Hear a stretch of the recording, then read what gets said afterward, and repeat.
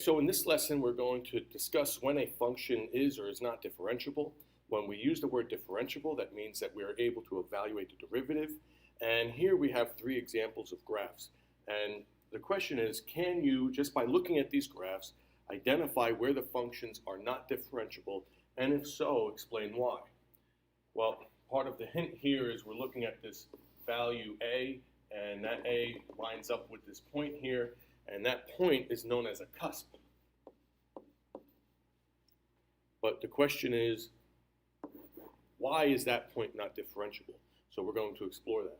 If we look at the second example, we see that A lines up with a discontinuity. There's a jump discontinuity.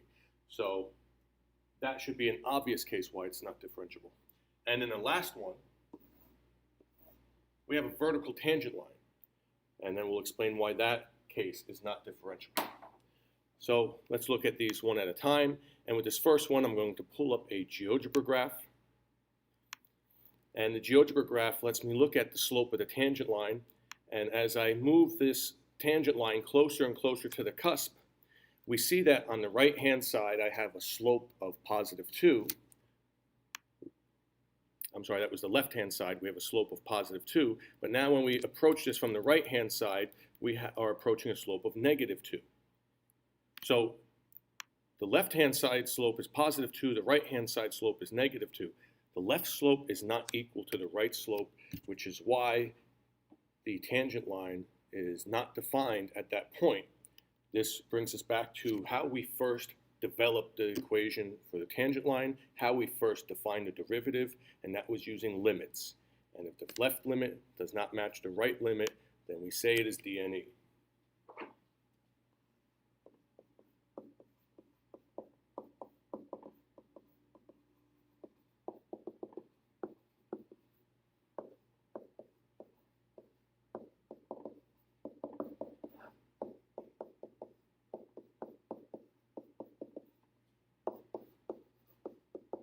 So the tangent line does not exist at that point. That means the derivative is not defined at that point. If we come to this next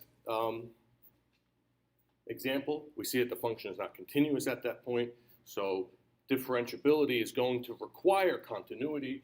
So the function must be continuous at a point.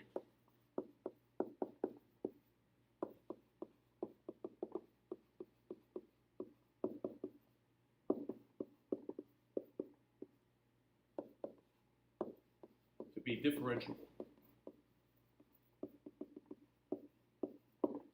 With that said, continuity alone is not enough for differentiability.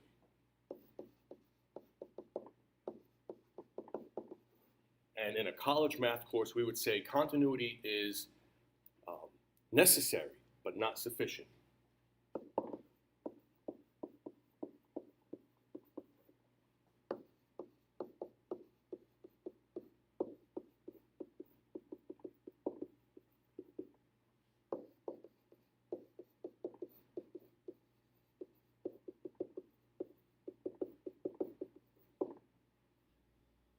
Here, continuity is necessary, but it's not sufficient for differentiability. We need the tangent slope to be equal from the left and the right side, which is how derivatives are defined. And then in this next example, I'll pull up a GeoGebra graph again. And we see that if I take the tangent slope as we go towards 0 from the left, we see we're approaching numbers smaller and smaller as I get closer and closer to 0. Well, that's the x value. We see that the slope values are getting larger and larger. I'm at slope equals 8, 9, 10, 11, 13, 20, 30. It's going up to a very large number, and eventually the tangent line slope is gone. It's not defined anymore. And that's because the slope of a vertical line is undefined. So if the slope of a vertical line is undefined, then so is the tangent at that location.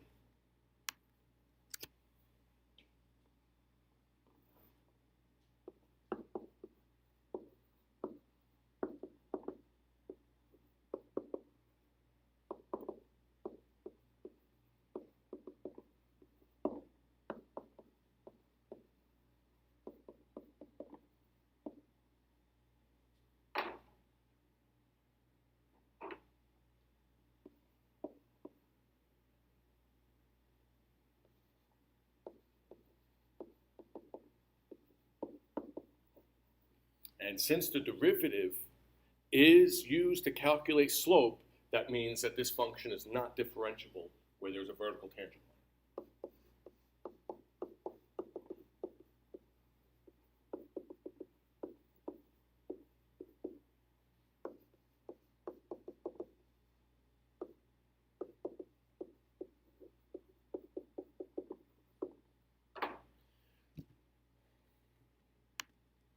So, with that said, we'll summarize the requirements for differentiability. 1, in order for a function to be differentiable at a point, it must be continuous at that point. 2, however, continuity alone is not enough. In addition, the tangent line must be defined at the point. And we have our cases here, a cusp, a corner. These will have different slopes on the left and right hand side. A vertical tangent line will have an undefined slope, so the derivative does not exist. And of course, there is condition 1, if it's not continuous, we could find that it cannot be continuous with a jump discontinuity, a vertical asymptote, a point or hole, and these would be cases where it's not differentiable at the point. All right, that's the end of the lesson. You can go to your worksheets now and identify where functions are not differentiable.